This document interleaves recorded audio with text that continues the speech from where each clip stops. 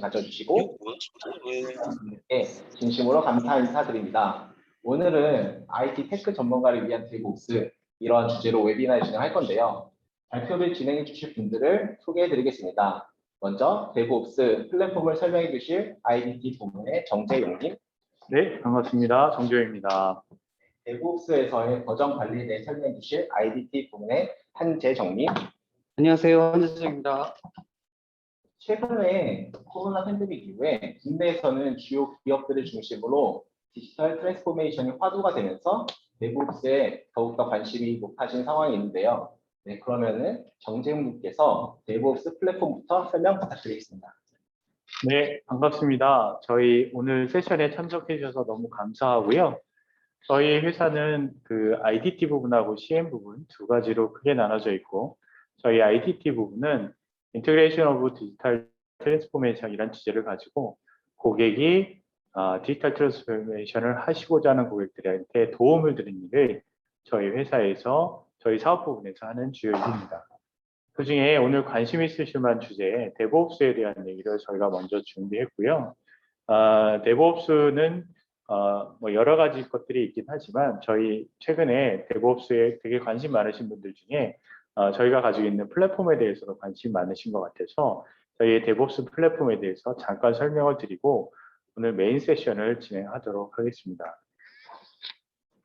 사실은 디지털 트랜스포메이션 하는 데 있어서 데브옵스는 되게 중요한 요소라고 생각이 되고요.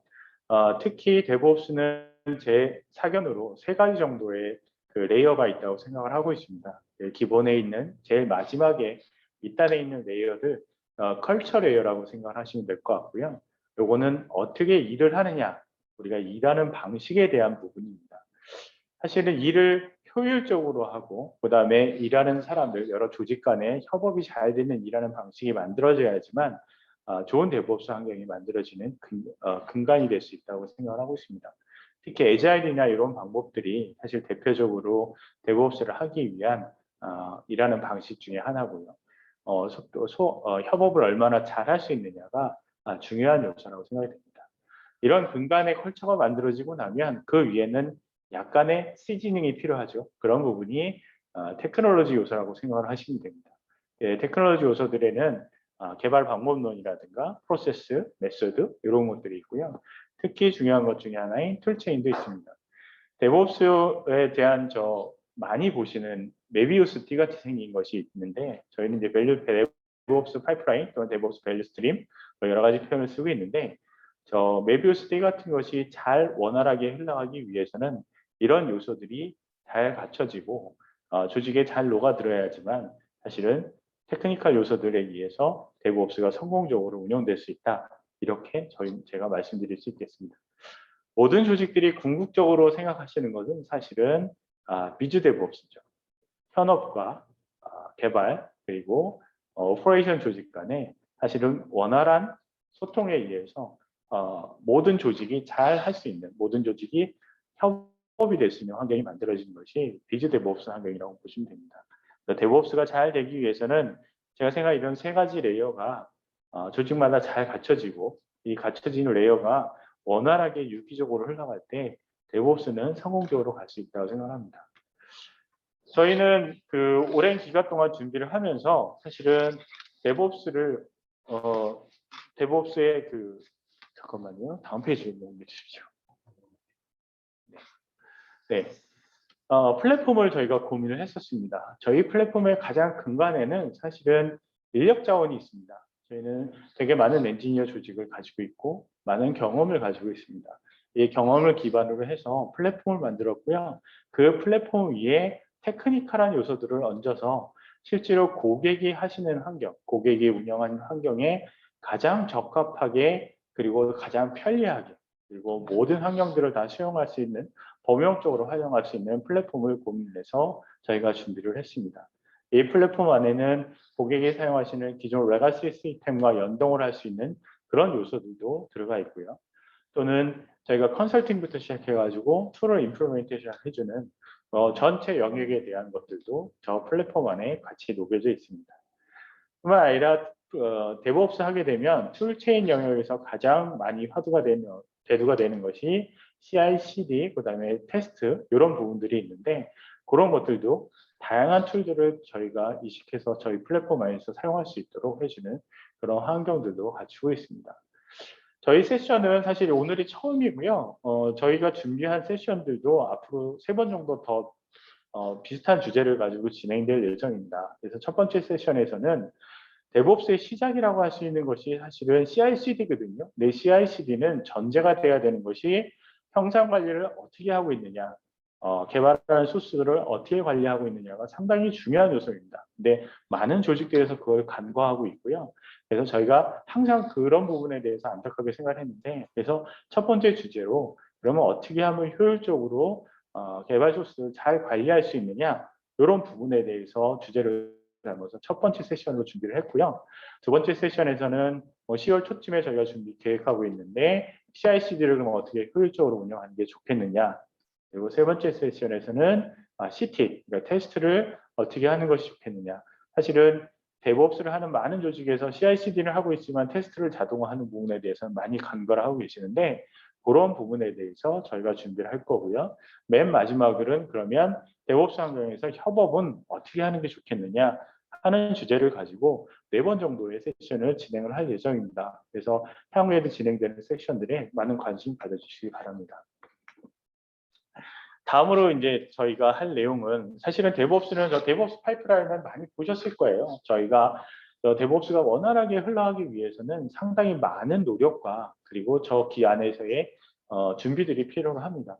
개발을 하고 개발된 것들을 빌드하고 빌드한 것들을 인테그레이션해서 테스트하고 모니터링하고 하는 일련의 파이프라인이 잘 돌아가야 되는데 저런 밸류 스트림이 깨지게 되면 사실은 데브옵스가 깨지게 되는 거거든요. 저희 한재정님이 자세히 세션 동안에 말씀해 주시긴 하겠지만 저 밸류 스트림이 단순히 깨진다 안 깨진다의 문제가 아니라 사실은 버틀렉이 걸린다든가 저 밸류 스트림이 흘러가는 동안에 문제가 생기거나 또는 저게 한 군데 몰려가지고 실제로 진행이 안 된다든가 하는 것들은 사실은 데브옵스의 완성이라고 할 수는 없습니다. 그래서 저런 부분들이 시미스하게 장애 없이 잘 흘러갈 수 있는 환경들을 구성하셔야 되고 그런 부분에 고민하기 위해서 고민하셔야 되는 요소들이 상당히 많은 부분들이 있습니다. 그래서 그런 요소들을 고민하시고 관리하시기 위해서는 사실은 지금 저희가 드리는 이런 몇 가지 주제 준비한 세션들에 대해서도 한 번쯤은 들어보시면 큰 도움이 되실 거라고 생각을 합니다. 그 다음으로 여기 보시게 되면 사실은 툴이에요. 어떻게 보면 저 밸류 체인이 제대로 돌아가기 위해서는 사실은 툴적인 요소들도 도움을 받으셔야 합니다. 되게 많은 툴들이 저기 데브옵스 환경을 지원해 준다고 저렇게 돼 있고 사실 저런 툴들이 엄청나게 많은 종류의 툴들이 존재를 합니다. 근데 저거 다 저희 환경에 적용할 수는 없습니다. 모든 고객 환경은 다 다르시고요. 그 다른 환경에 가장 적절한 도구를 선택하시고 가장 편리한 도구를 선택하셔서 환경에 적합한 도구를 선택하셔야 되겠죠. 하지만 저 툴 간에 연결을 해주거나 또는 저 툴 간을 어떻게 하면 더 잘 수 있도록 만들어주냐 하는 것들은 단순히 좋은 툴을 선택한다고 되는 건 아니고요. 저희가 제공되는 플랫폼 같은 것들을 통해 가지고 툴 간의 연동을 좀 더 원활하게 할 수 있도록 해주는 것들이 필요합니다. 그래서 앞에 가장 적절한 도구가 무엇인지 그리고 우리의 문화나 우리의 프로세스는 어떻게 가져가기 좋은지에 대한 것들을 컨설팅을 받으시고 그것에 의해서 저런 툴들을 잘 조합을 하셔서 조직 내 적용을 하신다 그러면 큰 효과를 보실 수 있을 거라고 저희는 생각합니다. 사실은 저희가 가지고 있는 플랫폼이 뭐 이렇게 크게 실체를 가지고 있는 건 아닌데 테크니컬한 요소라든가 아니면 기존에 가지고 있던 노하우 그다음에 그런 것들을 통해 가지고 고객 환경에 가장 적합한 그리고 고객이 가지고 있는 모든 환경들을 수용할 수 있는 범용적인 환경으로 만들어져 있기 때문에 여러분한테 큰 도움이 되실 거라고 저는 생각하고 있습니다. 진짜 여기까지 해서 제가 데브옵스에 대해서 간단히 설명드렸고요. 현재 그 한재정님께서 데브옵스에서 버전 관리를 어떻게 하는 게 좋겠냐 하는 부분에 대해서 설명을 드리도록 하겠습니다. 부탁드리겠습니다.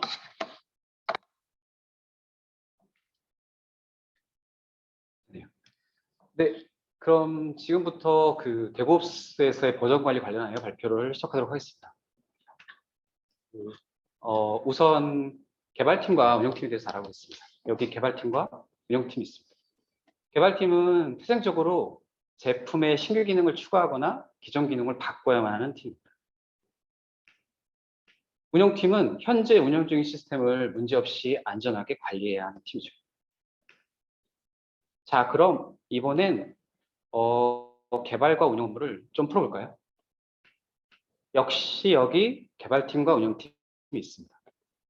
개발팀은 주어진 요구사항에 대해 계획하고 계획에 따라 코딩하고 코딩된 결과를 빌드해서 새로운 제품을 만드는 일을 합니다. 당연히 자기가 만든 기능도 테스트를 하고요. 운영팀은 개발팀에서 넘겨받은 어플리케이션을 받아 서버에 올리고 작동시키고 운영도 하고 계속 어플리케이션 잘 돌고 있는지를 모니터링하죠. 사실 각자가 맡은 일을 열심히 하기 때문에 문제는 없어 보입니다. 하지만 실무에서 일어나는 일을 보면 개발자는 계획, 코딩, 빌드, 테스트를 순차적으로 수행하고요. 운영자는 배포, 실행, 운영, 모니터링을 순차적으로 수행하게 됩니다. 문제는 대부팀과 옵스팀 사이에는 서로 소통하지 않는 벽이 있고요. 이 벽으로 인해서 개발팀이 새 제품을 만드는 동안에 운영팀은 사실 개발팀에서 무슨 일을 하고 있는지 어떤 일이 일어나는지 알지 못하죠. 개발팀으로부터 패키지를 받은 후에야 그 내용을 이제서야 어떤 것들이 구현되겠구나 짐작하는 수준의 소통밖에 없거든요. 또한 이 깜깜이 기간이 몇 개월 또는 1년 한 번 이렇게 긴 기간 동안 계속 지속된다는 거고요. 아마도 지금도 이제 대부분의 조직들이 정기 배포나 분기 배포를 하시고 계실 거라고 생각이 되는데 사실 개발팀은 충분히 테스트를 했습니다. 운영팀도 열심히 시스템을 운영했고요. 하지만 실제 운영 서버에 처음 올라가다 보니까 누구도 의도하지 않은 폭탄이 되어버리는 경우가 매우 많다는 점입니다. 이게 대부 옵스 팀이 갈려 있고 중간에 벽이 있어서 소통이 되지 않는 문제입니다. 자, 그럼 개발과 운영이 서로 나뉘어 있지 않은 데브옵스에 대해서 알아보겠습니다. 우선 당연히 데브옵스의 히스토리를 먼저 알아봐야겠죠. 그 데브옵스 시작이 된 이벤트는 직접 유튜브에서 찾아보실 수가 있어요. 2009년에 그 벨로시티 컨퍼런스라고 해서 당시 플리커에서 근무하는 두 직원이 나와가지고 발표한 영상에서 시작됐습니다. 당연히 한 명은 개발자였고요, 한 명은 운영자였습니다. 당시 그 플리커는 매우 재미있는 서비스였는데요. 모든 사진이 다 있었어요. 거기에 가서 아무 검색어로나 검색을 하면 사진이 다 나왔고요. 저 같은 경우도 사진들을 보면서 시간을 보냈던 기억이 납니다. 나중에 야후가 플리커를 샀는데요. 여기까지 끄떡하시면서 아마 기억을 하신다면 저와 같은 Z세대십니다. 플리커라는 이름을 참 한 번도 들어보지 못한, 그렇죠? 이런 MZ세대들도 있기 때문에 그 내용을 직접 보시면 좋은데요. 일단 해당 영상 내용을 딱 한 줄로 요약을 하자면 데브옵스는 데브와 옵스가 서로 하나가 되어 사랑의 결실로 서버 중단 없이 하루에 10번 이상을 운영 서버에 반영을 낳았다라는 아름다운 이야기입니다. 데브와 옵스가 하나가 된 거죠. 네, 살짝 반응들이 그렇군요. 네, 제가 이거 핑크로 한번 출력해봤는데 그 자료 하단에 제가 링크도 넣어놨거든요. 그래서 그 링크를 직접 보실 걸 추천드리고요. 그 직접 보시면 이게 12년 전 영상인데도 사실 요즘과 많이 다르지 않다는 걸 느끼실 수 있습니다. 그래서 되게 도움도 되고요. 이 세미나가 되게 중요했던 이유는 하루에 10번 반영입니다. 하루에 10번. 사실 이때부터 데브옵스를 모두가 해야만 하는 당연한 이유가 되었어요. 바로 이 생산성 그리고 성과. 이 당시 다른 회사들은 대부분 잘해야 서너 달에 한 번 또는 운영 서버에 배포를 할까 말까 이런 수준이었거든요. 그런데 하루에 10번이라니 얼마나 충격적이었어요. 그런데 이 영상에서도 데브옵스는 문화이자 기술이라고 설명을 합니다.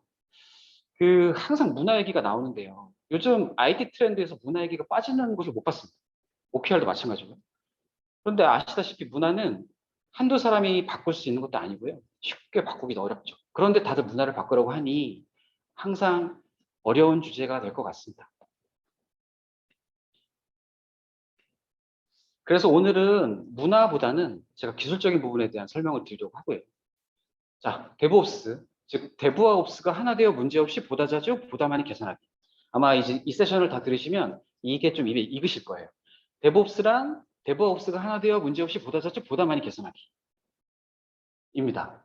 이 데브옵스를 가능하게 도와주는 것들은 사실 너무나 많은데 그 데브옵스는 다른 IT 트렌드와 좀 달라서 공식화된 문서나 체계를 제시하지 않고 있습니다. 각자의 방식이나 각자의 표준이 다르고 그 적용하는 것도 뭔가 적용화된 방식이 있지는 않거든요. 그리고 그 방식에 대한 적용을 한 번에 할 수 있는 것도 아니고요. 점진적으로 각자의 조직에 맞게 할 수밖에 없거든요. 당연히 각 조직의 데브옵스의 특징이 다르고 제한 사항도 다르고 아키텍처 등등이 모두 다르기 때문에 타당해 보이긴 하는데 이러다 보니까 데브옵스를 찾아보시면 관련 내용은 굉장히 많아요. 공고 내용 되게 많습니다. 수많은 툴들도 많고요. 근데 너무 많아서 굉장히 혼란스럽습니다. 그래서 오늘은 제가 데브옵스의 가장 밑바탕이 되는 에자일과 인프라스트럭처 애드 코드 이 두 가지에 대해서만 우선 이야기 드리려고 합니다. 에자일은 제가 정했는데. 그러시죠. 에자일은 사실 대한민국에 알고 있습니다. 네.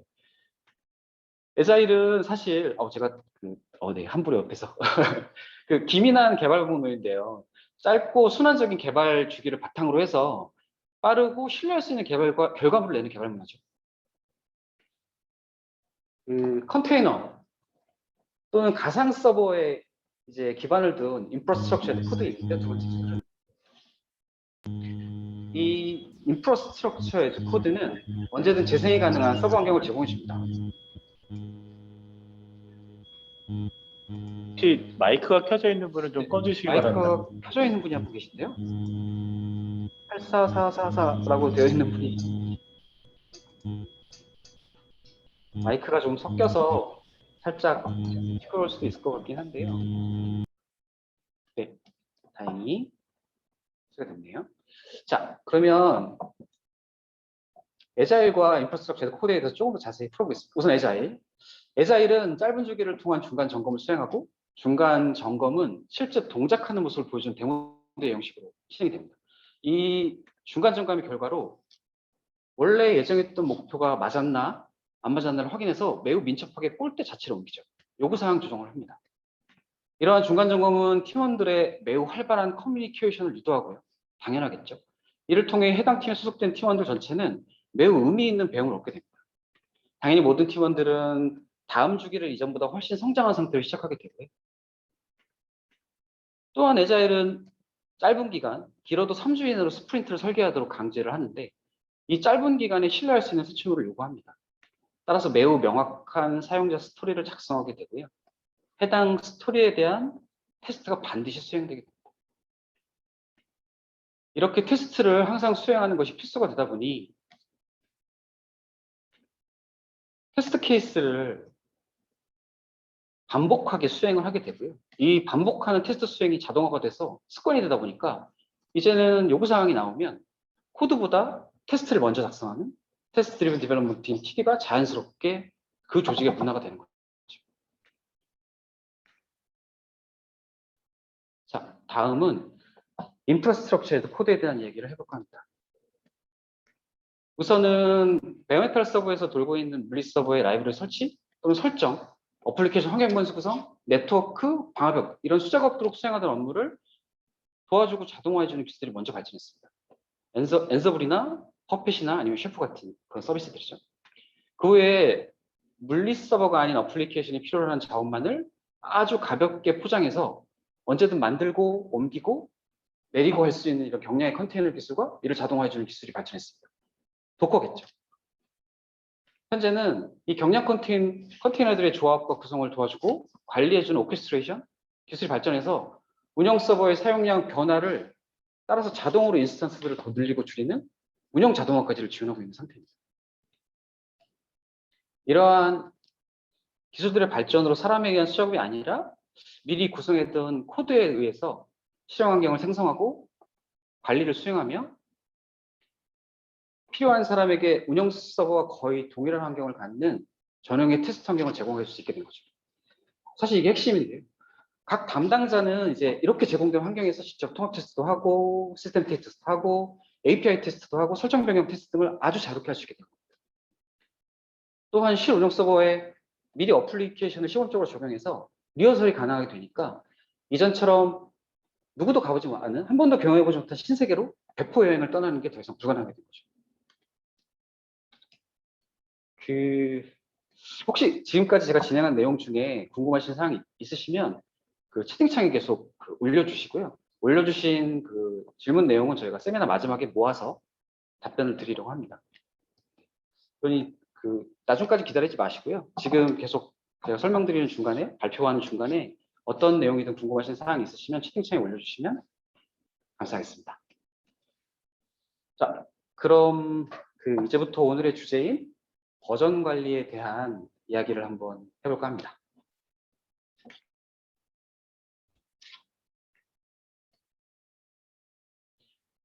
버전 관리를 이야기하기 위해서 제가 간단한 CI/CD 예시를 한번 만들어 보았는데요. DevOps를 조금씩 적용하고 있는 조식의 예시예요. 우선 One Source of Truth라고 해서 나는 너의 모든 흑역사를 알고 있지라고 하는 단일 창구 역할을 하는 전사 버전 관리 서버가 있습니다. 전사 버전 관리 시스템이라고 부르죠. 아시다시피 개발자는 본인이 개발하려는 소스를 전사 버전 관리 시스템에 제출합니다.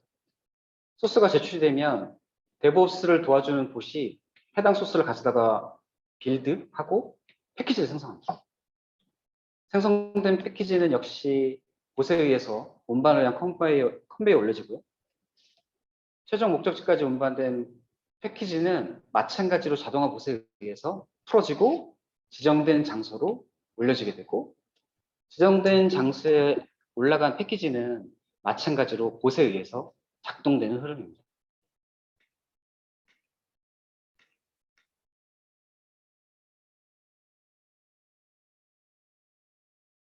다음은 인프라 자동화에 대한 예시인데요. 다시 한번 단일 창구가 먼저 나오고요. 단일 창구 역할을 항상 전사 버전 관리 서버가 해야 합니다. 당연하죠. 예상하셨다시피 운영 담당자는 운영 또는 테스트에 필요한 시스템 설정 정보 또는 환경 변수 정보, 이런 모든 것들을 코드 형태로 서버에 제출하게 됩니다. 대부분 YAML 형식을 띄고 있고요. 코드가 제출이 되면 마찬가지로 DevOps를 도와주는 봇이 해당 소스를 통해서 필요한 컨테이너들을 조합하게 됩니다. 이때 조합된 컨테이너로 어플리케이션이 동작할 기반 인프라를 생성하고요. 생성된 이 기반 인프라는 복제가 되게 되죠. 이렇게 복제된 인스턴스들은 역시나 자동화 봇에 의해서 배치가 되게 되고요.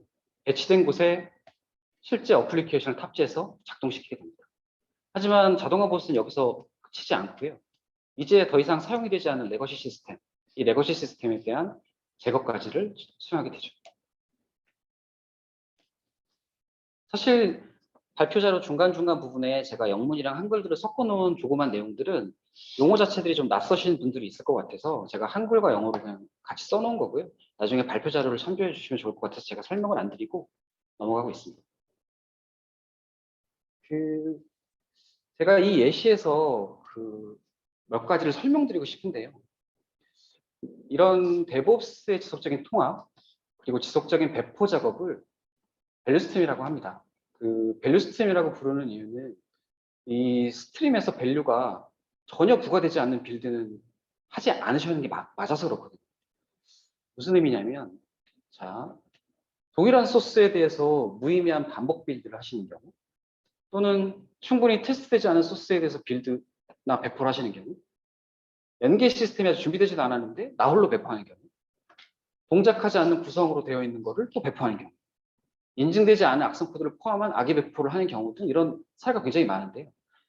이런 사례들은 사실 DevOps의 목표인 문제없이 보다 자주, 보다 많이 개선하기. 이 문제없이 보다 자주, 보다 많이 개선하기에 해당되지 않기 때문에 배포 결과로 문제가 발생할 수 있고요. 이 배포 결과로 문제가 발생을 하면 후속 배포 작업이 무한정 대기하게 됩니다. 심할 경우에는 이 어렵게 저희 조직에 이제 정착시키려고 한 DevOps 체계 자체를 무용지물로 만들어보게 되는 거죠. 밸류 스트림이 막혀버린 거예요. 이런 일이 계속 생겨가지고 이제 스트림을 막으면 당연히 사용자들이 사용을 할 수 없죠. 운영자도 사용을 할 수가 없게 되고, 그럼 결국은 아무도 사용을 하지 않고 벌어지게 되죠. 추가로 제가 이 화면 제목에 보시면 밸류 스트림하고 파이프라인이라고 제가 적어놨는데요. 이 파이프라인에 대한 설명도 제가 드리겠습니다.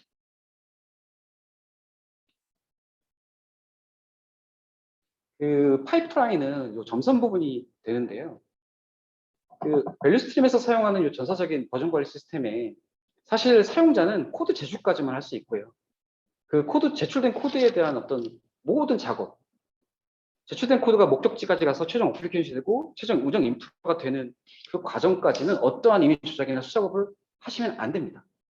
마치 저희 부산항에 새로 유조선이 입항해서 원유가 들어오면 그 원유는 당연히 바로 파이프라인에 연결해서 지정된 원유 저장소로 보내게 되겠죠. 근데 그 중간에 그 파이프라인에 구멍을 뚫거나 파이프를 열어보거나 하면 안 되잖아요. 이런 파이프라인을 저희 밸류스트림에 적용한 이유는 혹시라도 공유하지 않고 자동화되지 않은 수작업 또는 이미 작업들을 수행을 해서 문제를 발생시키게 될 수가 있고요. 이렇게 문제가 발생하게 되면 원인 추적도 어렵고 당연히 원인 추적이 어려우니 복구도 어렵습니다.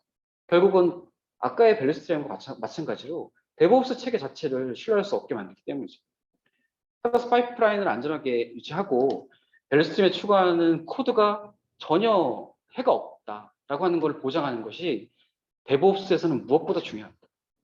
한번 화면에 보시는 것 같은 그 밸류스트림이 만들어지게 되면 사실 이 플로우를 통해서 얼마든지 나는 운영 서버로 보낼 수가 있거든요. 내가 악성 코드를 보낼 수도 있고요. 뭐 채굴기를 보낼 수도 있고요. 막을 수가 없습니다, 사실. 이런 업스트림과 다운스트림의 플로우에 대한 그걸 항상 고민을 하셔야 되고요. 이런 플로우에 대한 품질관리 이슈가 있다 보니 데브옵스가 어려운 거죠. 그래서 반드시 이 플로우를 항상 마음속에 항상 상기하시고 코드 레벨부터 자동화 테스트 그리고 전체 밸류스트림에 적용되는 그 컨티뉴어스 테스트 환경을 각 단계마다 반드시 연결하셔야 합니다. 자, 그러면 네, 오늘의 주제는 버전 관리 측면을 제가 살펴보기 시작할 건데요. 자, 동일한 예시에서 버전 관리 대상이 되는 거는 뭘까요? 우선 소스 코드와 레시피 그리고 그 결과로 생성된 패키지가 되겠죠. 그리고 마찬가지로 생성된 서버 이미지가 될 겁니다.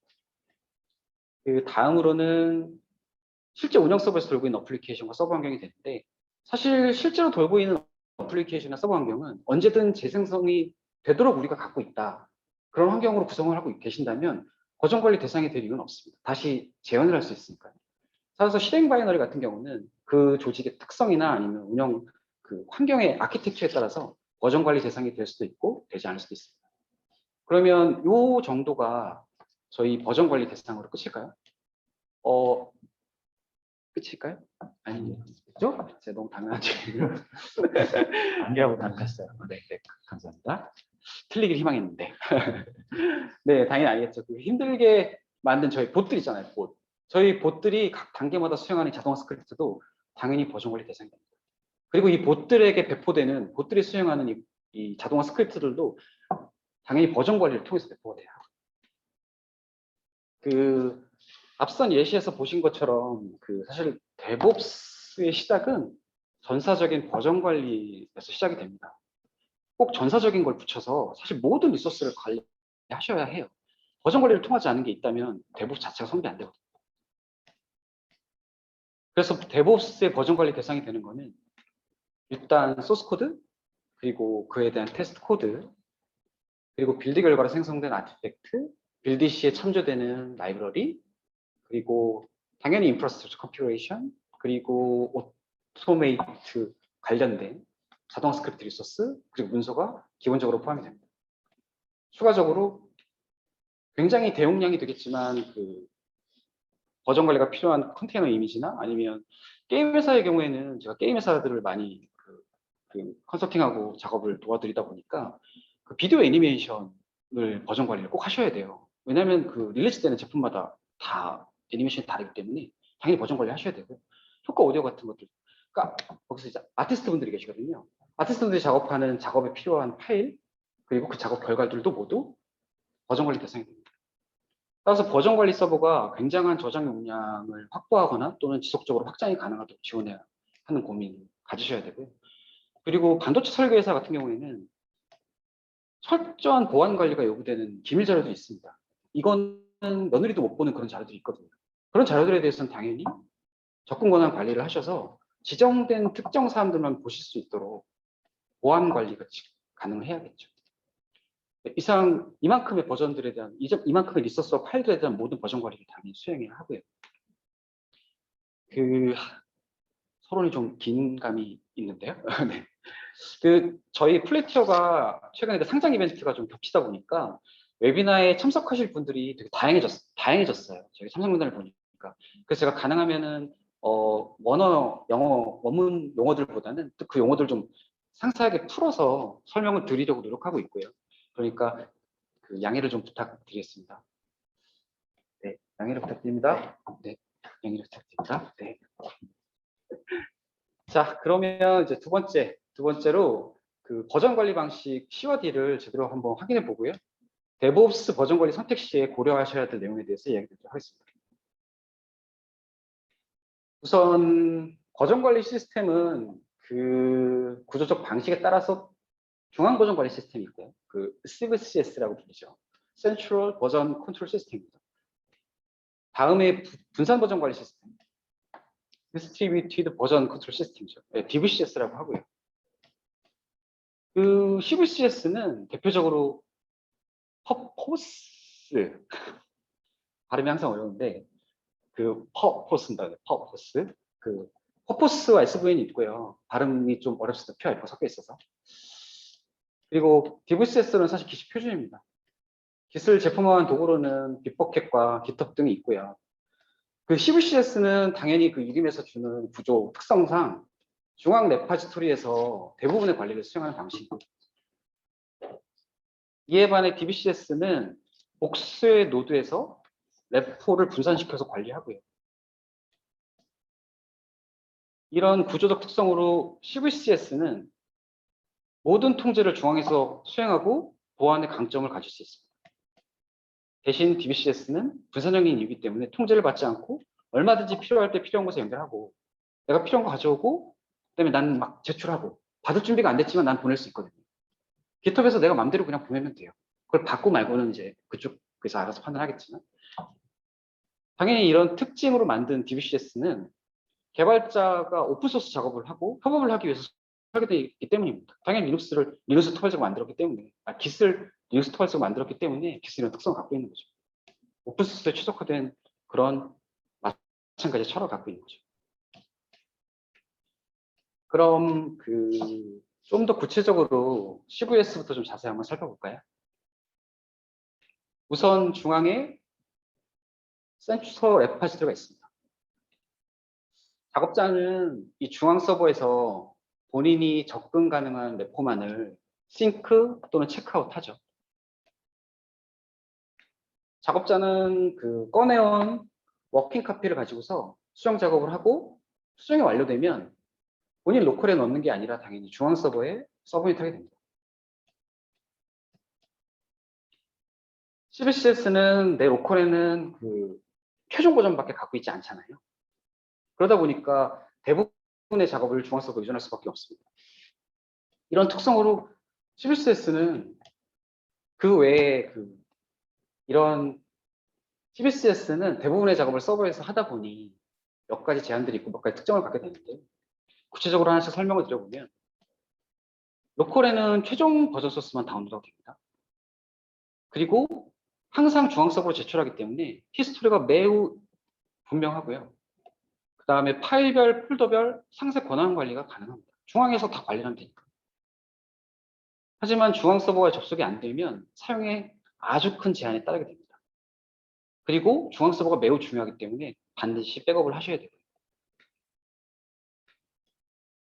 자, 그럼 DVCS인데, 이에 반해서 DVCS는 역시 일단 리모트 데파시터가 있고요.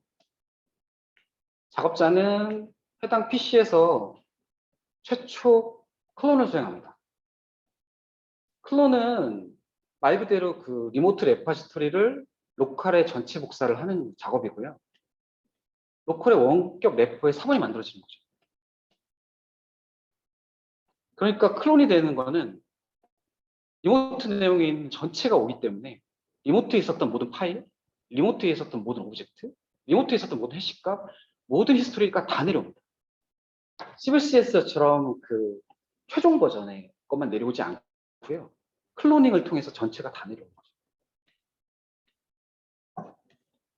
DVCS는 내 로컬의 모든 내용을 갖고 있기 때문에 사실 그 키 몇 가지 작업만 빼고는 다 로컬에서 작업하게 됩니다.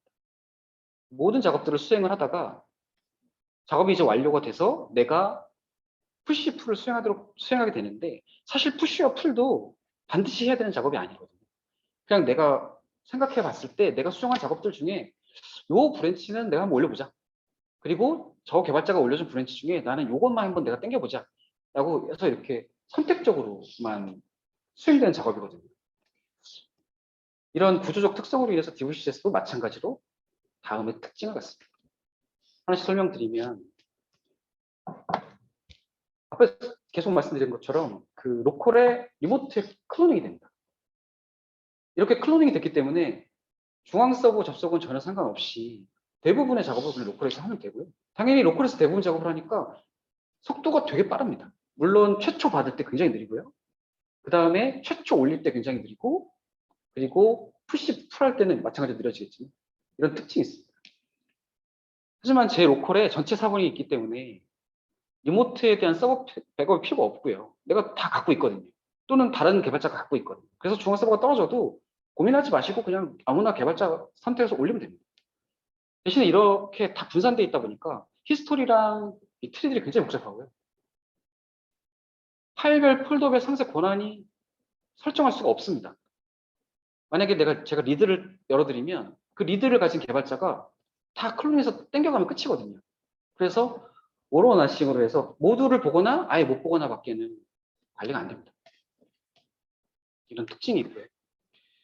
그 DVCS는 또한 이런 복수 노드들에 막 연결되는 게 다 동일한 어떤 그런 레벨을 붙기 때문에 사실 당일 레파지토리를 붙지 않고요. 굉장히 복수에 붙어서 아주 자유롭게 사용이 가능합니다. 내가 그냥 필요한 레포를 막 붙이고 필요한 브랜치를 가져오고 필요한 브랜치 보내면 되거든요. 이런 특성으로 해서 통제가 굉장히 어렵고, 사실 통제 자체를 건다는 거가 거의 불가능합니다. 사용자들이 약간의 몇 가지 그 기능들을 이용을 하면 사실 이렇게 마구 피해가고 회피하고 이럴 수가 있거든요. 오픈소스 관점에서는 사실 그거가 다 열려 있고 굉장히 권장되는 활동이지만, 그 엔터프라이즈나 또는 어떤 그 기밀이 유지되거나 뭔가 필요한 어떤 이런 조직에서는 이거에 대한 고민이 좀 많이 필요합니다. 그런데 한 가지 좀 제가 다녀보니까 다행인 거는 대부분의 개발자가 사실 알려준 기능만을 쓰셔서 보안 이슈가 생기지는 않더라고요. 가끔 사고를 치는 경우들이 맞습니다. 최근에 제가 되게 창의적으로 쓰시는 개발자분들 몇 분 뵀거든요. 그래서 요즘 창의적인 개발자와 창의적인 운영자가 좀 고민이 되긴 합니다. 어쨌든 이런 특징들이 있고요. 자, 그럼 이 CVCS와 그다음에 DVCS 두 가지 구조를 혹시 모두 지원하는 방식은 없을까요? 하이브리드 방식. 하이브리드로 하면, 이름이 좋네. 하이브리드로 하면 되는구나. 네. 하이브리드하고 하면 좋을 것 같고요. 이런 복합식 버전 관리 시스템이 당연히 있습니다. 이런 방식은 일단 기본적으로는 CVCS 방식으로 돌아가고요.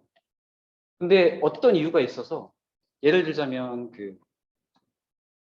중앙 서버에 패치가 있거나, 아니면 네트워크가 끊어져야 되거나, 아니면 아예 네트워크가 없는 나는 남산 기지, 남산이 아니구나.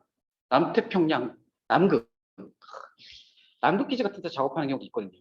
그런 경우에는 당연히 중앙에 붙을 수가 없잖아요. 나는 지금 센트럴 버전 관리 시스템을 쓰고 있는데, 이 경우에는 중앙 레포에 사본인 서브 노드를 만들 수가 있어요.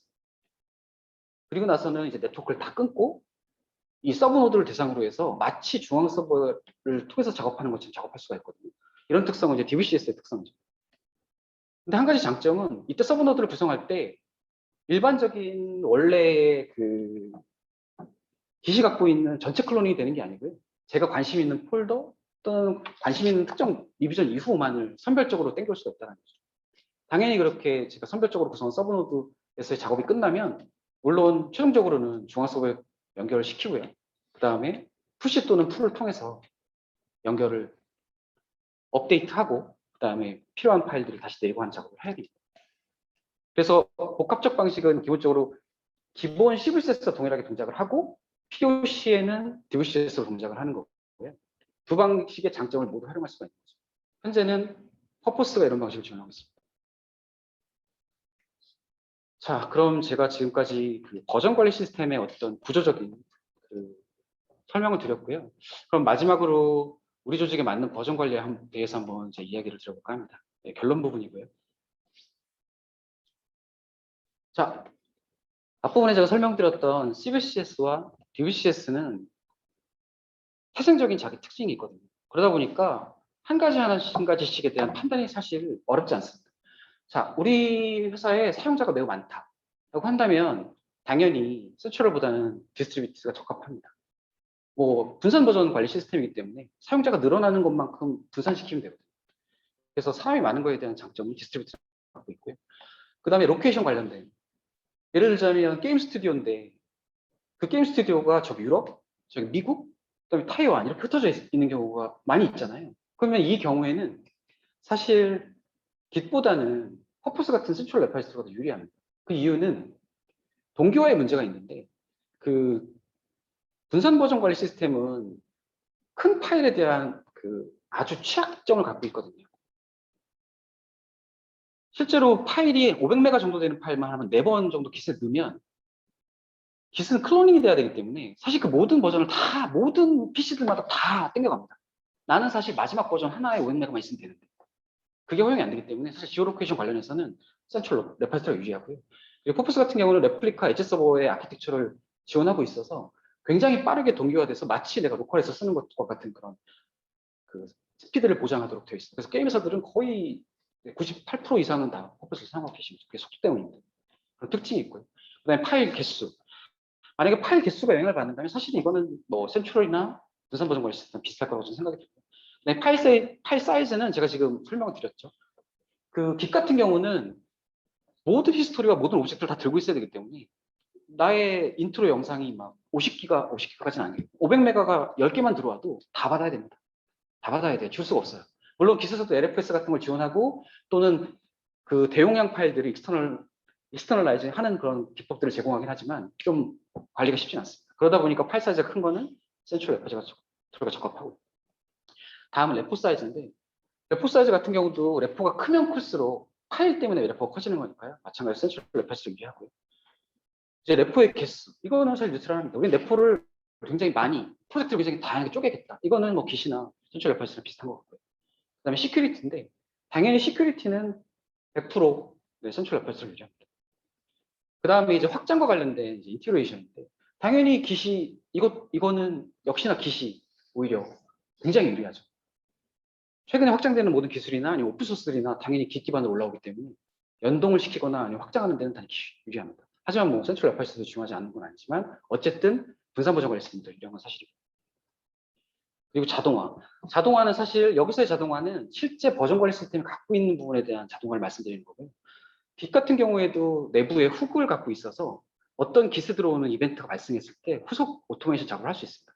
마찬가지로 센트럴 레파지토리 그 뭐 퍼포스 같은 경우에는 그 안에 그 트리거가 들어있어서 그 안에 들어오는 버전 관리 이벤트들 다 잡아서 그에 맞는 연동 작업을 수행한다거나 코드 리뷰를 자동화한다거나 이런 작업도 수행할 수 있거든요. 사실 그래서 오토메이션은 사실 양쪽이 다 뉴트럴합니다.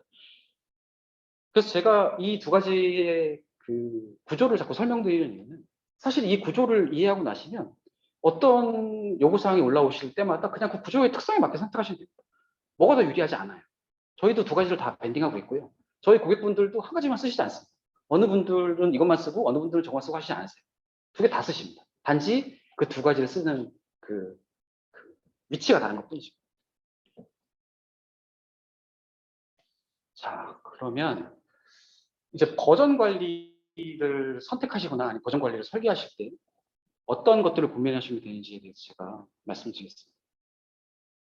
일단 통합입니다. 여기서의 통합은 인티그레이션 빌드 또는 인티그레이션 디플로이먼트 관련된 통합인데요. 그 데브옵스 프랙티스에서는 사실 트렁크 통합을 권고합니다. 트렁크 통합이란 무슨 의미냐면 저기 화면에 있는 것처럼 마스터 또는 메인 라인 같은 공동의 브랜치를 가지고 통합하라는 얘기죠. 그러니까 이렇게 말씀드리면 될 것 같아요. 디벨롭 브랜치를 가지고 CI가 계속 빌드해가지고 운영석으로 보내는 겁니다. 디벨롭 브랜치는 사실 개발 브랜치인데 그 디벨롭 브랜치에 올리는 순간 그걸 가지고 그냥 운영석으로 보내버리는 거거든요. 근데 이게 장점이 있는 게 뭐냐면 이렇게 하게 되면 사실 초기에 데브옵스를 시작하는 초기에 굉장히 많은 어떤 허들들을 확인하고 극복할 수 있게 됩니다. 사실 피처 브랜치를 사용하게 되면 개발자분도 별로 자기 브랜치를 갖게 되고요. 자기 피처 브랜치를 갖고 있으면 사실 그 브랜치가 언제 다시 얘가 올지 모르거든요. 그러면 앞부분에 제가 계속 말씀드렸던 하루에 10번 배포하고 싶은데 사실 그게 아니라 한 달 후에 이 개발자가 머징을 하는 거죠. 그럼 이 한 달 후에 날라온 거에 대한 거는 그 개발자를 제외한 나머지 모든 분들은 알지도 못한 채로 이제 폭탄을 맞게 되거든요. 그래서 사실 트렁크 통합을 권고합니다. 이 트렁크 통합이 좀 활성화되고 충분한 그 검증 체계가 이제 확보가 된다면 그다음부터는 이제 트렁크 빌드와 피처 통합을 다 하시면 되죠. 그래서 개발자들은 커밋하고 올릴 때마다 피처 통합에서의 그 내가 만들어 놓은 피처 브랜치에서의 자동 테스트가 계속 돌고요. 그게 매일 돌다가 이제 끝났으니까 이제 내가 트렁크에 합칠게 이렇게 하는 게 정석이거든요. 근데 처음부터 피처를 시작하시면 이런 과정을 겪지 못하다 보니까 계속 제자를 면두게 굉장히 중요한 질문이어서 제가 굉장히 중요한 주제여서 강조해서 말씀드리고 다음 워크플로우 통제인데 워크플로우 통제 같은 경우는 브랜치 정책 또는 그 퍼포스 같은 경우는 스트림에 대한 그 설계로 통제할 수가 있습니다. 어느 브랜치로 가면 어느로 가라. 어느 스트림으로 내려오면 어느 스트림으로 가라. 이렇게 강제하실 수가 있거든요. 그래서 이런 워크플로우 통제에 대한 고민이나 검토를 많이 하셔야 되고요. 버전 관리 시스템 자체가 관리해주는 워크플로우 말고도 연동시킨 ALM을 통해서 하시면 됩니다. 뭐 지라, 대표적으로 지라 같은 경우를 통해서 티켓이 만들어지고 특정 스테이트에 와야만 개발을 시작하고 특정 스테이트에 와야만 테스트하고 특정 스테이트에 와야만 배포할 수 있도록 하는 이런 워크플로우 통제에 대한 고민도 하셔야 되고요. 다음은 우리가 레포를 하나로 굉장히 크게 할 것이냐 아니면 작은 복수의 레포로 다양하게 할 것이냐에 대한 고민도 당연히 하셔야 돼요. 다음에 이제 미러링이나 레플리카인데 이거는 엔진의 특성에서 오는 것이고요. 깃은 미러링을 해야 하고요. 미러링은 배치성으로 동기화 작업을 하는 거라고 보시면 될 것 같고요. 레플리카는 그 굉장히 효율적으로 얘에 대한 성능 개선을 위해서 마찬가지로 풀링을 해서 동기화하는 건데 뭐 이거는 엔진 특성에 따라서 어쨌든 선택하시면 될 것 같고요. 그다음에 파일 사이즈. 이제 우리 조직이 만약에 파일 사이즈가 큰 파일을 위주로 한다 그럼 셀프리 맞습니다. 근데 우리 조직이 작은 사이즈의 파일 위주로 개발을 한다 하시면 역시 기시 맞습니다. 다음에 시큐리티. 시큐리티는 제가 추가 설명을 안 드리도록 하겠습니다. 이런 것을 고민하고 검토하셔서 버전 관리를 선택하시라고 제가 이 세션을 준비했었고요. 그 결론입니다. 시간이 많이 갔네요. 데브옵스는 사실 이제 늦었다고 생각하시는 분들이 많을 거예요. 왜 우리는 안 되지? 왜 우리만 늦고 있나? 하지만 다행스럽게도 다행이라는 단어가 맞지 모르겠네요. 지금 화면에 보시는 거는 제이커브 곡선이고요. 이 제이커브는 2018년 그 스테이트 오브 데브옵스 레포트에 나온 내용입니다. 화면에 보시는 것처럼 데브옵스가 처음 도입되면 생산성이 올라갑니다. 처음 해봤으니까 오토메이션 걸고 막 자동화 걸고 오토메이션 하고 환경을 막 일치시키고 하다 보니까 생산성이 올라갑니다. 하지만 보시는 것처럼 적색으로 이렇게 뚝 생산성이 떨어지는 하얀 곡선을 그리거든요. 근데 이 하얀 곡선이 되게 깁니다, 사실. 되게 오래 걸립니다. 이렇게 오래 걸리는 이유는 제가 앞부분에서 계속 강조해서 말씀드렸지만 플로우를 생각하시고 업스트림에서 온 것이 다운 스트림 갈 때 충분한 품질이 확보되지 않으면 오지 말게 하는 그 품질 게이트를 세우셔야 되는데 사실 그게 굉장히 쉽지 않거든요. 그래서 그걸 세우지 않다 보니까 이제 그거가 문제가 되는 시점, 개발자가 막 배포하는데 막 운수가 난리가 나고 이런 시점이 오게 됩니다. 다 겪는 일입니다. 누구나 겪는 일이고. 그래서 제이컵을 걷게 되고요. 그러다 보니까 지금 이 장표는 2021년 올해 겁니다. 올해 그 스테이트 오브 데브옵스 보고서고요. 지금 화면에 보시는 청색 이게 다 미드 레벨에 우리의 데브옵스가 현재 중간이야라고 얘기하고 있는 조직들이 2018년, 2019년, 2020년, 2024년 동안 다 80% 가까이 멈춰 있습니다. 그래서 사실 이제 시작하셔도 되고요. 이제 시작하실 때 제대로 된 방향으로 우리는 충분히 품질 검증을 병행하면서 하겠다라는 방향으로 접근하시면 충분히 하실 수 있습니다. 물론 전문가의 도움도 필요하실 거고요. 내부 분들에 대한 학습도 많이 필요할 거고 경험을 나누는 것도 되게 중요하지만 어쨌든 제가 드리고 싶은 얘기는 아직 늦지 않았다라고 하는 게 제가 꼭 드리고 싶었던 얘기입니다.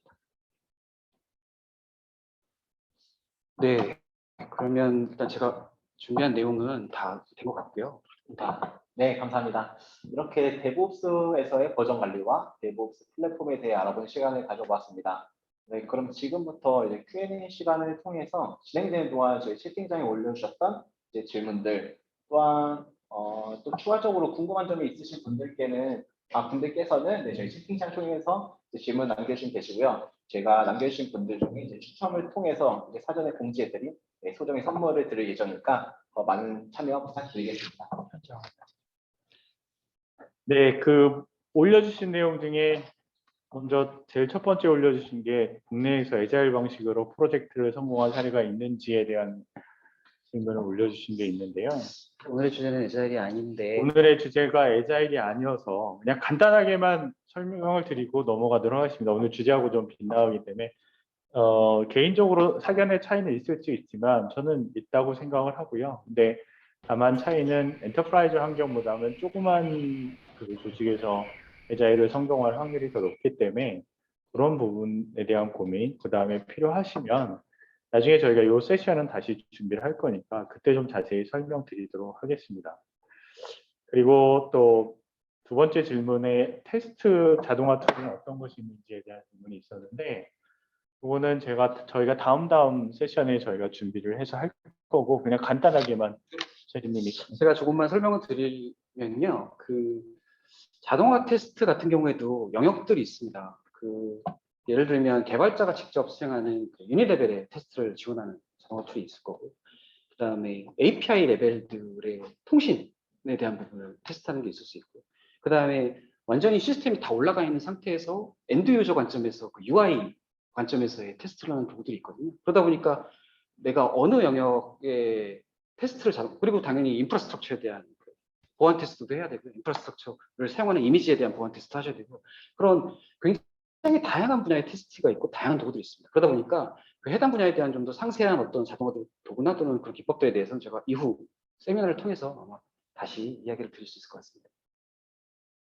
네, 그 다음 질문은 뭐 제가 답변드리기 좀 그래서 이건 스킵하도록 하고요. 빌드를 빠르게 할 수 있는 솔루션이 어떤 것이 있는 건지 어떤 것이 사용 가능한 거라는 질문이 있었습니다. 또 좀 답변을 드려야 되겠네요. 그 빌드 같은 경우도 이게 아키텍처와도 연관이 되고요, 또 엔진과도 연관이 되는데, 예를 들면 게임 회사를 설명드릴 수 있을 것 같아요. 게임 회사 같은 경우는 빌드 자체가 굉장히 오래 걸립니다. 굉장히 오래 걸려요. 그래서 거기 같은 경우는 아예 엑셀러레이션 솔루션이 따로 있습니다. 그래서 엑셀러레이션 솔루션을 이용을 해가지고 태우면 걔가 굉장히 많은 서버들을 분산시켜서 쭉 빌드에서 모아주는 그런 솔루션도 있거든요. 이런 방식으로 빌드하실 수 있는 솔루션이 있고요. 또 하나는 아키텍처적으로 설계를 하실 수가 있어요. 어떤 의미냐면 디펜던시들을 나눠놓으면 됩니다. 항상 모든 프로젝트를 다 처음부터 빌드하실 필요는 없거든요. 거의 대부분의 라이브러리 빌드가 되어 있고 이번에 바꾼 애만 새로 빌드해서 말면 되거든요. 오히려 아키텍처적으로 접근하시는 걸 좀 추천드리고요. 게임 회사처럼 우리는 아키텍처적으로 분리하기 너무 크고 너무 어렵다 하시면 빌드 가속화 솔루션 찾아보시는 것도 하나의 방법일 것 같아요. 네네. 그리고 빌드된 아티팩트에 대해서 라이브러리를 하는 것도 사실은 빌드 시간을 줄일 수 있는 방법 중에 하나라고 저는 생각이 듭니다. 그래서 빌드를 하는 거는 처음에 그 데이터를 컴파일하기 위해서 2단계, 3단계를 거치게 되는데 그중에 아티팩트 해놓게 되면 라이브러리를 참조해서 빌드를 하게 되면 빌드 시간을 좀 많이 줄일 수 있기 때문에 그런 방법을 활용하시는 것도 좋을 것 같습니다. 그 다음에 질문 주신 것 중에 국내 데브옵스는 어떤 단계로 볼 수 있나요? 시작 단계라고 느끼는지, 플래티어가 느끼는 건 어느 정도인지 이런 질문을 주신 게 있습니다. 제가 2019년인가 데브옵스 서밋을 간 적이 있었어요. 근데 해외에서 되게 많은 회사들이 나와서 현재 자기네들이 데브옵스가 어느 정도 수준인가에 대한 얘기를 하고 있었는데 제 기억에 한 1000명 정도 모였던 서밋 자리에 한국 사람 딱 2명 있었던 걸로 기억을 합니다. 네, 그게 현재의 수준인 것 같아요. 무슨 의미냐 하면 물론 외국에서 한 세미나이기도 하겠지만은 그 사람들은 되게 많은 관심을 가지고 있고 많은 참여도가 있는데 우리나라는 아직 그 정도 참여도는 아니라고 생각이 되고요. 우리 재정님께서 말씀하셨듯이 맨 마지막에 아직 늦지 않았습니다 했는데 많은 분들이 CI/CD를 하고 그 다음에 데브옵스를 하기 위해서 준비를 하고 계시지만 사실은 좀 더 많은 부분들의 준비가 필요하기 때문에 그런 부분을 하기 위해서 아직 늦지 않으셨고 저희는 아직 저희가 생각할 때는 그냥 초보 수준이다. 저희는 이렇게 생각하고 있습니다. 네. 대부분 헤매고 계시다가 정답인 것 같습니다. 왜냐하면 문화가 성장 같이 가야 되는데 아직 문화가 좀 멀은 것 같습니다. 네, 개인적인 느낀 것 같습니다. 네. 그 다음에 상용 빌드 도구를 사용하는 경우 10년 후에도 재빌드를 해야 하는 상황에서 도구의 라이센스 형성 관리는 보통 어떻게 하나요? 답이 싫은데요. 답변이 네, 네, 요거는 좀 답변. 10년 후는 모릅니다. 네. 네, 저도 잘 모르겠습니다. 왜냐하면 사실은 상용도구가 10년 후에도 계속 되는 경우가 그렇게 흔하지는 않기는 해요. 근데 참 어려운 질문인 것 같고요. 저희도 뭐 도구를 판매를 하고 있지만 참 쉽지 않은 답을 드리긴 쉽지 않은 질문인 것 같은데 나중에 저희 회사를 한번 연락을 주십시오. 그러면 개인적으로 제가 답을 드리도록 하겠습니다.